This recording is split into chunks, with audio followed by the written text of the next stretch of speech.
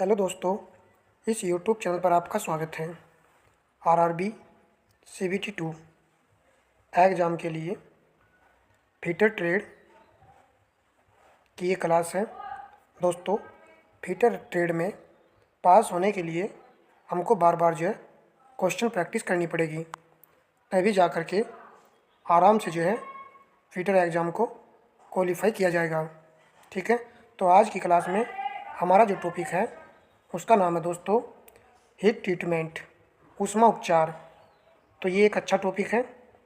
इस टॉपिक से दोस्तों रेलवे में प्रश्न बनते हैं। आप देखेंगे कि रेलवे के कुछ प्रश्न इसमें पूछे गए हैं, कुछ अन्य परीक्षाओं में पूछे गए हैं। तो चलिए क्लास को स्टार्ट करते हैं। प्रश्न नंबर 1 है, साई नाइट्रीकरण और नाइट्राइडीकरण किसकी दो विधियां हैं? तो राइट आंसर होगा दोस्तों केस हार्डनिंग की। केस हार्डनिंग की ये विधियां हैं, 2019 एलपी में पूछा गया है। नेक्स्ट प्रश्न, नाइट्राइडिंग प्रक्रिया के लिए कौन सी गैस उपयोग की जाती है? तो नाइट्राइडिंग प्रक्रिया के लिए दोस्तों अमोनिया गैस का उपयोग किया जाता है। ऑप्शन ए विकल्प राइट रहेगा, अमोनिया NH3। याद रखेंगे नाइट्राइडी, ठीक है, N। इस तरीके से आप इसको रिलेट करें। रिलेट करने से ही क्वेश्चन जो है याद रहेंगे और एग्ज़ाम को निकाला जा सकेगा। कौन सी प्रक्रिया द्वारा माइल्ड स्टील की केस हार्डनिंग की जाती है? तो कौन सी प्रक्रिया के द्वारा माइल्ड स्टील की केस हार्डनिंग की जाती है? तो केस हार्डनिंग की जाती है दोस्तों नाइट्राइडिंग के द्वारा। ऑप्शन डी यहाँ पर राइट आंसर रहेगा। किसकी कह रहा है? माइल्ड स्टील की कह रहा है। तो M याद रखना है और इसका नाइट्राइडिंग का N, MN थोड़ा रिलेट रखिए, याद रहेगा। चलिए प्रश्न नंबर 4 है, निम्नलिखित का मिलान कीजिए। मिलान का प्रश्न है, देखिए यहाँ पर क्या कह रहा है।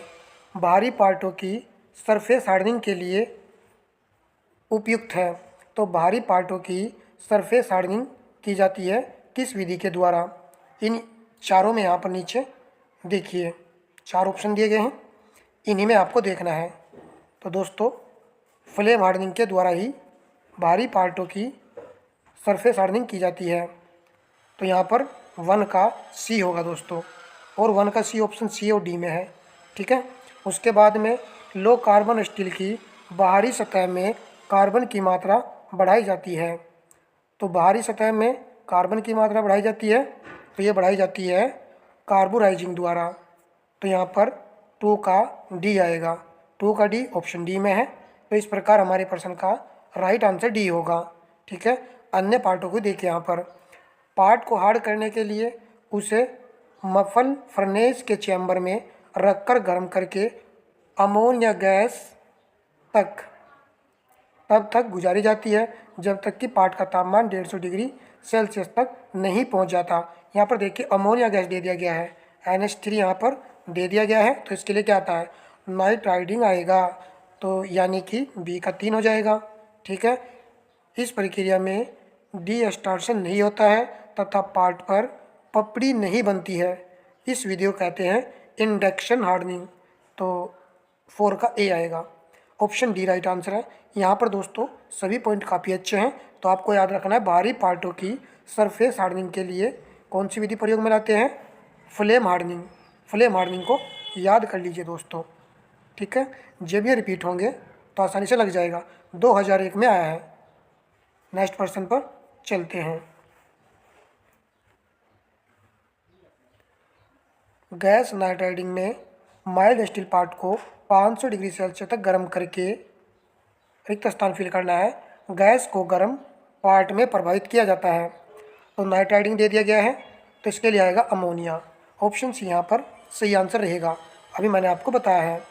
प्रश्न नंबर नेक्स्ट है, सेकेंडरी हार्डनिंग में स्टील की टफनेस बढ़ती है, इस विधि का दूसरा नाम क्या है? तो देखिए सेकेंडरी हार्डनिंग में स्टील की टफनेस बढ़ती है, इस विधि का दूसरा नाम क्या है? तो इस विधि का दूसरा नाम है दोस्तों ऑप्शन सी, टेम्परिंग। टेम्परिंग के द्वारा, ये पॉइंट काफ़ी अच्छा याद रखेंगे कि टेम्परिंग के द्वारा क्या किया जाता है? टफनेस को दोस्तों बढ़ाया जाता है। ठीक है, चलिए प्रश्न नंबर 7 है। निम्न में से किस गैस का उपयोग कार्बोराइजिंग के लिए नहीं किया जाता है? Carbon monoxide, methane, LPG, propane. तो इसमें दोस्तों एलपीजी गैस का प्रयोग नहीं किया जाता है। एलपीजी गैस बहुत हल्की होती है, आप जानते हो, खाना बनाने में इसका प्रयोग किया जाता है, तो इसका प्रयोग नहीं किया जाता है। नेक्स्ट प्रश्न, एनलिंग किस उद्देश्य के लिए की जाती है?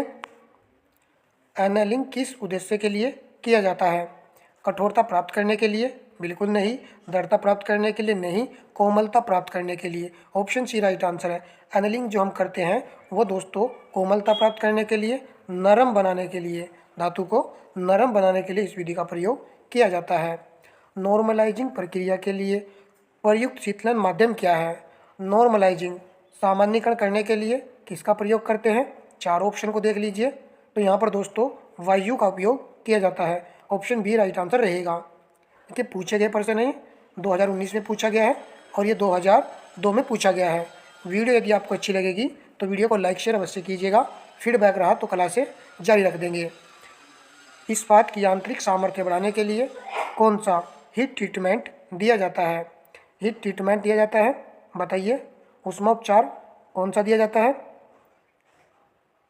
तो राइट आंसर होगा ऑप्शन डी, नॉर्मलाइजिंग। डी विकल्प यहाँ पर सही आंसर रहेगा। चलिए नेक्स्ट प्रश्न पर आ जाते हैं। कटिंग टूल की उच्चतम गर्म कठोरता के लिए सही विकल्प चुनें। किसके लिए कह रहा है? कटिंग टूल के लिए कह रहा है, तो इसके लिए आएगा सेरेमिक। ऑप्शन बी यहाँ पर सही आंसर है। नेक्स्ट प्रश्न पर आते हैं। हाई स्पीड स्टील को कठोरीकृत करने के लिए निम्नलिखित में से किस कन्वेंशिंग मीडिया का उपयोग किया जाता है? हाई स्पीड स्टील के लिए कह रहा है कठोरीकृत करने के लिए, तो दोस्तों तेल कन्वेंशिंग मीडिया का प्रयोग किया जाता है। बी विकल्प यहाँ पर सही है। नेक्स्ट प्रश्न पर आइए। केस हार्डनिंग की वह प्रक्रिया है जिसमें बाहरी सतह को कार्बन की मात्रा में वृद्धि करके कठोर बनाया जाता है। तो यहाँ पर बाहरी सतह में कार्बन की मात्रा में वृद्धि करके कठोर दोस्तों बनाया जाता है, तो इसी को कहते हैं कार्बोराइजिंग। ऑप्शन डी विकल्प यहाँ पर सही रहेगा। कार्बोराइजिंग में आप कार्बन की मात्रा बढ़ा रहे हैं तो क्या होगा? कठोरता आएगी इसमें, ठीक है, केस हार्ड होगा इसका। नेक्स्ट प्रश्न पर आते हैं। कठोरीकृत औजारों के लिए आंतरिक तनाव को कम करने के लिए सामान्यतः निम्नलिखित में से किस ऊष्मीय उपचार विधि का प्रयोग किया जाता है? तो किस ऊष्मीय उपचार विधि का प्रयोग किया जाता है? तो इसके लिए राइट आंसर होगा ऑप्शन सी, टेम्परिंग का प्रयोग किया जाता है। आंतरिक तनाव हमको कम करना है, ठीक है, और आंतरिक तनाव कम करना है दोस्तों। और टेम्परिंग का प्रयोग किया जाता है टफनेस को बढ़ाने के लिए इसका उपयोग किया जाता है, ठीक है, टफनेस को बढ़ाने के लिए। नेक्स्ट प्रश्न पर आ जाते हैं। हाई स्पीड स्टील की टेम्परिंग की जाती है, तो किस पर की जाती है? राइट आंसर रहेगा ऑप्शन सी, 550 डिग्री सेल्सियस से 600 डिग्री पर की जाती है, ठीक है, याद रखेंगे 600 डिग्री सेल्सियस। प्रश्न नंबर नेक्स्ट है। निम्नलिखित में से कौन सा ऊष्मा उपचार प्रक्रिया नहीं है? एक यहाँ पर ऊष्मा उपचार की प्रक्रिया नहीं है। Normalizing, tempering, machining, annealing. तो दोस्तों राइट आंसर होगा ऑप्शन सी, मशीनिंग नहीं है, जबकि ये सभी ऊष्मा उपचार की विधियाँ हैं, नॉर्मलाइजिंग और टेम्परिंग और एनेलिंग। नेक्स्ट प्रश्न पर आते हैं। ब्रिनेल हार्डनेस टेस्टिंग द्वारा रिक्त स्थान फिल करना धातुओं की हार्डनेस चेक की जाती है। बताइए दोस्तों किसके द्वारा ब्रिनेल हार्डनेस टेस्टिंग का उपयोग करके धातुओं की हार्डनेस चेक की जाती है? तो राइट आंसर होगा option C, ferrous. Option C यहाँ पर राइट आंसर है, फेरस। प्रश्न नंबर नेक्स्ट है। वीकर हार्डनेस में प्रयुक्त टूल किस पदार्थ का बना होता है? तो वीकर हार्डनेस में प्रयुक्त टूल कह रहा है किस पदार्थ का बना होता है? एक एक पॉइंट पर ध्यान देना होगा क्योंकि ये ट्रेड का सब्जेक्ट है। यहाँ पर दोस्तों गलती कर देते हैं अक्सर विद्यार्थी। टूल आप सभी जानते हो हाई स्पीड स्टील का बना होता है। हाई स्टील भी यहाँ पर लिखा हुआ है तो इसे नहीं लगाना है। यहाँ पर कहा वीकर हार्डनेस में, तो इसके लिए आएगा diamond. Option C right answer है। नेक्स्ट प्रश्न पर आ जाते हैं। सौर हार्डनेस विधि द्वारा रिक्त स्थान फिल कीजिए। पार्ट की हार्डनेस चेक की जाती है। छोटे, भारी, नरम या ये सभी। देखिए ये सभी दिया गया है। यदि कुछ विद्यार्थियों का आंसर नहीं पता होगा तो एग्जाम में ये सभी लगाकर आ जाएंगे, जो कि हो जाएगा गलत। तो सौर हार्डनिंग विधि द्वारा बाहरी पार्ट्स की हार्डनेस चेक की जाती है। ऐसे प्रश्न का आपको ध्यान रखना है। प्रश्न नंबर 20 है, धातुओं की सतह पर इलेक्ट्रोप्लेटिंग की विधि। यहाँ पर रिक्त स्थान फिल करना है। किस प्रकार की विधि होती है? यहाँ पर भी ये सभी दिया गया है, ये सभी नहीं आएगा। तो दोस्तों ये एक अस्थायी विधि होती है, सही आंसर रहेगा। प्रश्न नंबर 21 है, मेटल पार्ट को गर्म करके उसकी सतह पर मोबिल ऑयल लगाया जाता है और मेटल पार्ट को दोबारा गर्म करते हैं, जिससे तेल जलकर सतह को काला कर देता है, जिसे कहते हैं, बताइए क्या कहते हैं इसको? तो इसको कहा जाता है स्मोक फिनिशिंग। ऑप्शन बी यहाँ पर राइट आंसर है। ठीक है, याद रखेंगे। प्रश्न नंबर नेक्स्ट है, एनामेल से क्या तात्पर्य है? एनामेल से क्या तात्पर्य है? तो इसका राइट आंसर होगा ऑप्शन बी, पेंटिंग। नेक्स्ट प्रश्न, नाइट्राइडीकरण प्रक्रिया में सतह को किससे संबंधित किया जाता है? तो याद रखेंगे किससे भला? नाइट्रोजन। ठीक है, नाइट्रोजन। नेक्स्ट प्रश्न पर आ जाते हैं, यदि इस्पात में कार्बन की मात्रा बढ़ जाती है तो इसकी क्या बढ़ जाएगी? तो कार्बन की मात्रा बढ़ जाएगी, तो कार्बन बढ़ने से दोस्तों कठोरता बढ़ जाएगी। ऑप्शन डी यहाँ पर सही आंसर रहेगा। नेक्स्ट प्रश्न, ऊष्मा उपचार का उद्देश्य है। ऊष्मा उपचार का उद्देश्य क्या है? हीट ट्रीटमेंट का बताइए उद्देश्य क्या रहेगा? तो हीट ट्रीटमेंट के द्वारा दोस्तों धातु को नरम करना होता है, परंतु ये आंसर नहीं रहेगा। आंसर रहेगा ऑप्शन डी विकल्प, तप्त एवं अतप्त रूपण के दौरान पदार्थ में उत्पन्न विकृति को खत्म करना होता है और धातु को नरम करना होता है। यही इसका उद्देश्य होता है। इसरो एग्जाम में ये पूछा गया है। देखिए प्रश्न जो पूछे गए हैं, प्रश्नों में से ही प्रश्न बनेंगे। ट्रेड में दोस्तों प्रश्नों में से ही प्रश्न बनेंगे और कहीं से प्रश्न बनने के चांस ही नहीं रहेंगे। तो बस प्रश्न को ध्यान से देखना है, प्रत्येक कंसेप्ट को समझना है और आंसर लगाना है। कौन सी प्रक्रिया को केस हार्डनिंग कहते हैं? देखिए केस हार्डनिंग आप कर रहे हैं तो कौन सी प्रक्रिया कहेंगे केस हार्डनिंग? तो ये कहा जाएगा कार्बोराइजिंग, क्योंकि इसमें कार्बन की मात्रा मिलाने से केस हार्डनिंग की जाती है। तो बी विकल्प यहाँ पर सही है। नेक्स्ट प्रश्न पर आ जाते हैं, निम्न कार्बन इस्पात पर कठोर सतह प्राप्त करने के लिए निम्न में से कौन सी विधि उपयोग में लाई जाएगी कठोर सतह प्राप्त करने के लिए? तो राइट आंसर होगा ऑप्शन सी, कार्बोराइजिंग। कार्बोराइजिंग विधि का प्रयोग किया जाता है कठोर सतह प्राप्त करने के लिए। ठीक है, नेक्स्ट प्रश्न पर आ जाते हैं,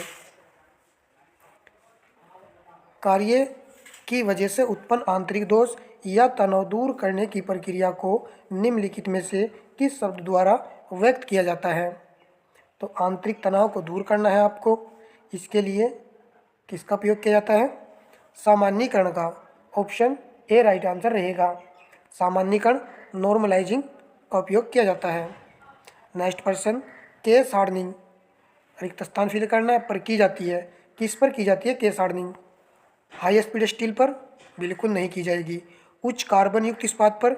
देखिए इसमें तो ऑलरेडी ज़्यादा कार्बन है तो इस पर भी नहीं की जाएगी। ढलवा लोहा? ढलवा लोहा में भी कार्बन की मात्रा अच्छी खासी होती है, इस पर भी नहीं की जाएगी। मर्दुल इस्पात या फिर माइल्ड स्टील कहिएगा, इस पर दोस्तों केस हार्डनिंग की जाती है क्योंकि इसमें कार्बन की मात्रा बहुत ही कम होती है। चलिए प्रश्न नंबर 30 है, तापानुशीतलन का मुख्य उद्देश्य, तापानुशीतलन का मुख्य प्रयोजन क्या होता है?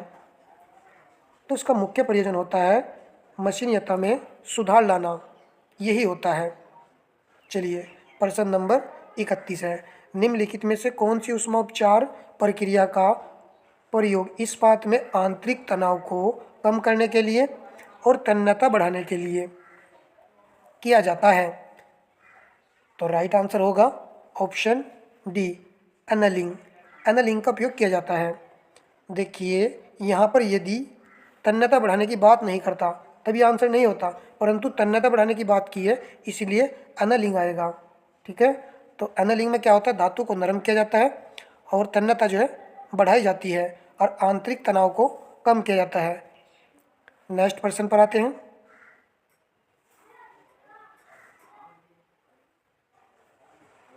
स्टील में तन्यशीलता उत्पन्न करने के लिए निम्नलिखित में से कौन सी प्रक्रिया की जाती है? तन्यशीलता उत्पन्न करने के लिए तो इसके लिए आएगा तापानुशीतलन। ठीक है, तापानुशीतलन का प्रयोग किया जाता है। सामान्यीकरण नॉर्मलाइजिंग का उपयोग ये किया जाएगा। नेक्स्ट प्रश्न पर आ जाते हैं। हार्डनिंग की प्रक्रिया में धातु पर हार्डनेस के गुण का क्या प्रभाव पड़ता है? तो क्या प्रभाव पड़ेगा इसमें? बढ़ जाता है। हार्डनिंग की प्रक्रिया में धातु की हार्डनेस का गुण जो है, हार्डनेस के गुण बढ़ जाएगा। इसे याद रखेंगे, अभी तो हार्डनिंग की जा रही है। प्रश्न नंबर नेक्स्ट है, टेम्परिंग में क्या होता है? तो टेम्परिंग में दोस्तों क्या होता है? टफनेस को बढ़ाया जाता है। तो टफनेस को बढ़ाया जाता है, ए विकल्प में दिया गया है और बी में भी दिया गया है टफनेस को बढ़ाया जाता है। तो यहाँ तो आंसर नहीं लगेगा। तो टफनेस को यदि बढ़ाया जाएगा तो भंगुरता कम करके टफनेस को बढ़ाया जाएगा। भंगुरता क्या होता है? टूटने फूटने का गुण होता है। ठीक है, तो टफनेस बढ़ाएंगे तो भंगुरता कम करके बढ़ाया जाएगा। इस पॉइंट को आपको याद रखना है। तो धन्यवाद दोस्तों।